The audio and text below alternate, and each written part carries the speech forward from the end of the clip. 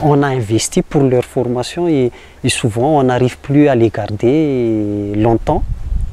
Là où les MFR n'ont pas trop de ressources. Mais à partir du moment où les ressources arrivent, c'est d'autres problèmes qui arrivent. Ils montent un centre parallèle qu'ils laissent gérer par quelqu'un d'autre, mais derrière, c'est lui qui est derrière, quoi. Donc, vous voyez là, au lieu de faire du développement, le problème c'est que là, on est en train de faire du business.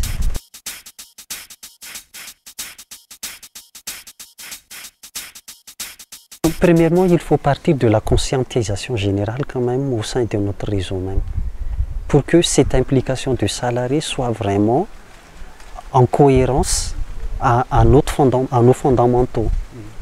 Parce que il faut qu'il se conscientise en réfléchissant que un programme, ça ne se fait pas dans la durée. Ça ne fait que de passer. Et ça va terminer dans une durée limitée, quoi. Alors que la MFR, on l'a fait, on l'a monté, on l'a implanté pour que ça reste, pour que ça se pérennise.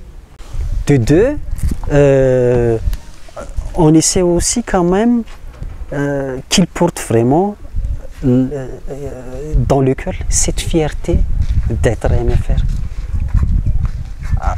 C'est pourquoi nous, on organise souvent des rencontres entre les moniteurs pour qu'il y ait cette espèce de fraternité et cette espèce de collaboration entre les pairs.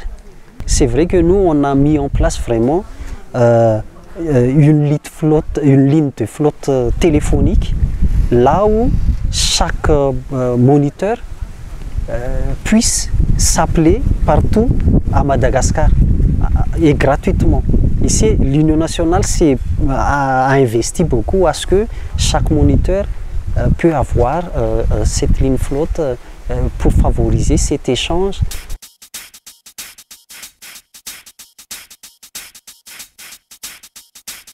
Au niveau national, nous, on a mobilisé donc notre conseil d'administration à réfléchir, à mettre en place une sorte de convention collective ou une convention d'établissement. On ne sait pas encore exactement ce qu'on va lui donner un nom, mais une sorte de règles qui vont régir clairement la place des salariés et comment on va les maintenir, quitte même mettre en place une ambition pour que le plan carrière de chacun, de tous les postes qui existent dans la MFR, soit pérennisé. On a engagé des efforts à ce que chaque poste soit défini dans une fiche de fonction bien définie, qui est le référentiel aujourd'hui. Et ça va nous permettre aussi de voir et de mesurer et d'évaluer de manière régulière les besoins en formation que chaque poste nécessite, quoi, pour qu'il y ait cette évolution de carrière au sein de la MFR.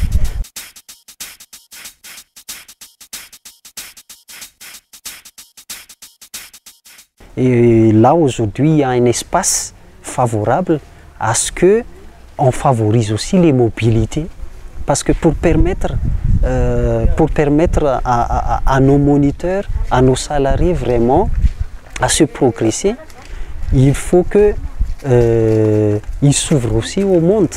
L'espace océan Indien, MFR Océan Indien aujourd'hui, c'est un espace favorable pour ça.